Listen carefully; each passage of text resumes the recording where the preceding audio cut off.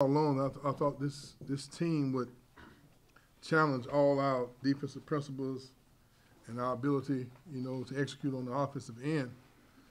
The first half, we kind of, I think we got the best of them in the first half. We got some shots to fall, and we moved the ball, and our defense was a lot sharper. The second half, they made some adjustments.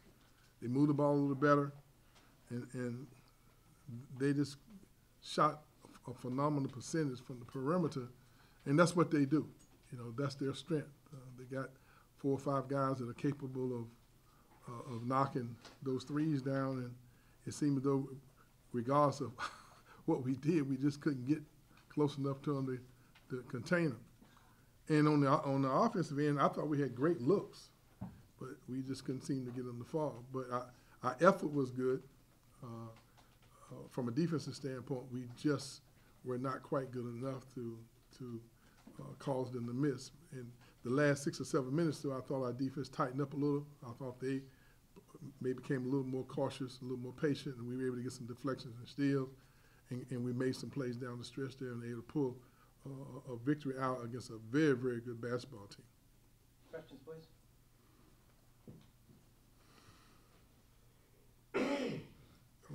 Don't all speak at once.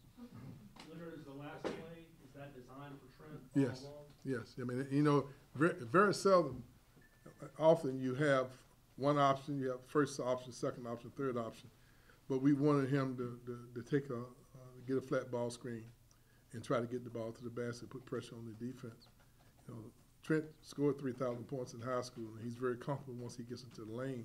That's probably his strength. He's a great finisher, and he also is an excellent free throw shooter. So we thought they'd put the ball in his hands.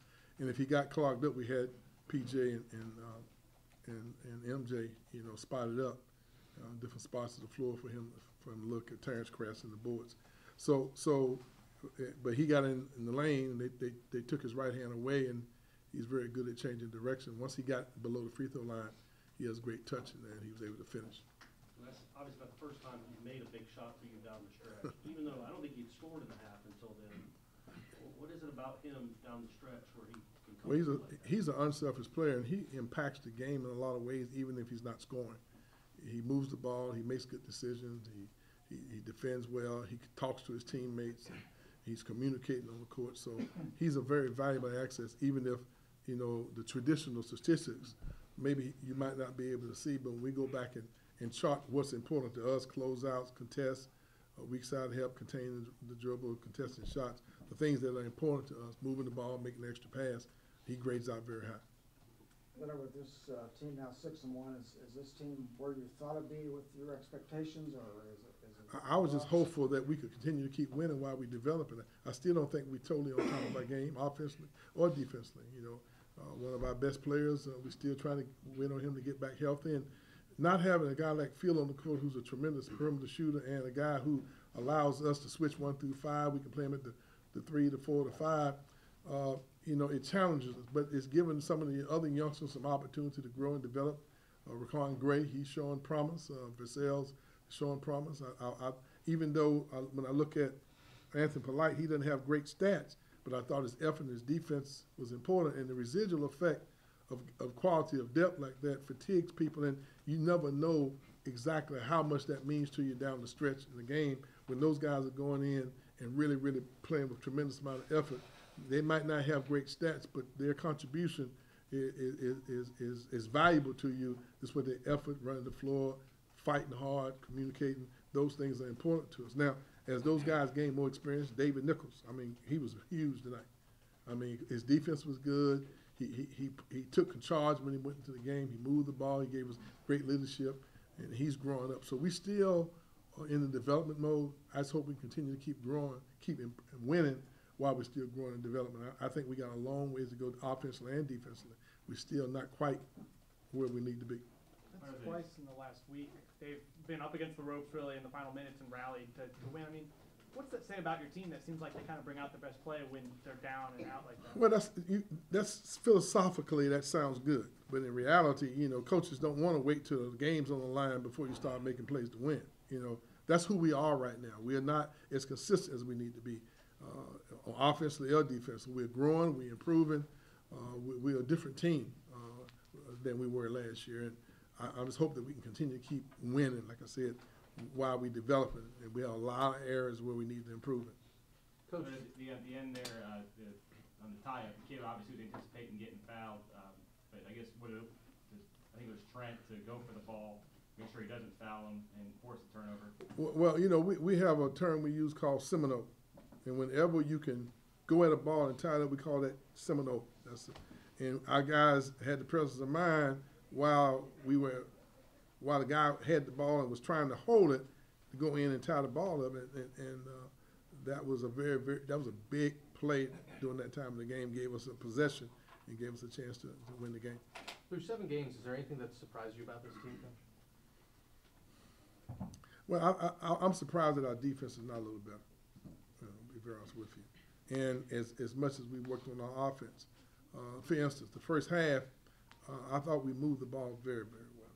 I think we had something like maybe 125, 30 passes that we made. We were able to move the ball.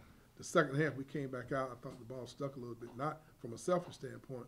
We just didn't seem to have that same pop, that same movement. And against really good basketball teams, what's going to happen is what happened tonight. You know, you got to be consistent with that. And I'm a little disappointed about that. And, you know, right now it's not even, I can't start trying to evaluate where we are because I realistically, I just know we're still a work in progress. We just got hope. We're just thankful that we continue to keep winning while we're still trying to bring it together. I'm still trying to figure out my rotation. You know, who performs in certain situations. And I'm going with a feel. You know, I would like to have played Devin Vassell more because he's really finding ways to contribute. But in a critical game like that, I kind of went with my most experienced guys. And, you know, you say, well, PJ and MJ are experienced. Well, not really. You know, they this is their, you know, they still coming around. You know, this is Raquan Gray. I really, he's kind of exceeding my expectations. He's kind of grown up a little bit. But that's kind of who we are. Let's just hope that we can continue to keep winning while we're growing and developing. Coach, Raquan's minutes, is that part of you wanting to find the right guys in the rotation? Is that a hunch or? No, I'm trying to win a basketball game, you know, and we had guys in foul trouble, you know. And so we've been challenging him, you know, because of his versatility, to understand that he has different roles. And I'm glad to see him playing with a little more confidence. I mean, he had a couple of plays that I'm sure he'd like to have back, but the fact that he's confident enough to try to make those plays, that's encouraging. He's shooting the ball well, he's taking the ball, he's dribbling, and he's giving us great ball handling and ball reversal, and he's playing sound, you know, and his defense has been solid.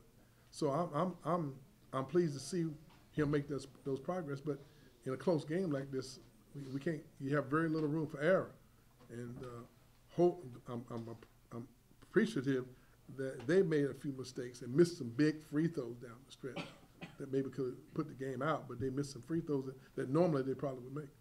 Take a last question if we could, please. David Nichols has really struggled to start his FSU career, but he's been coming on slowly, and tonight he had his best game as a Seminole. What are you seeing from him? I'm sorry, ma'am. I'm sorry, David Nichols had his best career as a Seminole tonight, best game as a Seminole. What are you seeing from him? Well, I don't think y'all seen his best play. I mean, he's just starting to show what he's capable of doing. It's not easy for a guy who have played in another system for 3 years and come in the position, the point guard position, that you need to be able to give leadership, you need to be able to make plays. It's not an easy position for him to be in. But it says an awful lot about him, his confidence, his intelligence, to command the respect of his teammates, and also go into the game and have the confidence to make big plays when the game's on the line like that. So, you know, I think that he played well tonight, but I think that you're going to see him continue to keep growing as we go through the year. Thank you very much.